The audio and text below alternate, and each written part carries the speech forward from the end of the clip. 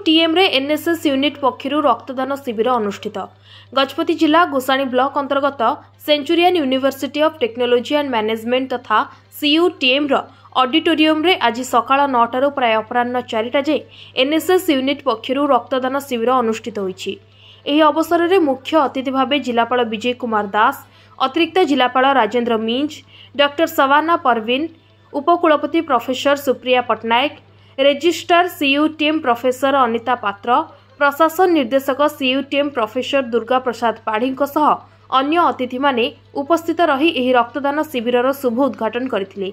जिला मुख्य चिकित्सालय रक्त भंडार टेक्नीशियन खगेश्वर बेहरा अन्य सहयोगी माने यार परिचालना करथिबा बेले प्राय 60 यूनिट रक्त संग्रह होइतिबा सूचना रहिछि।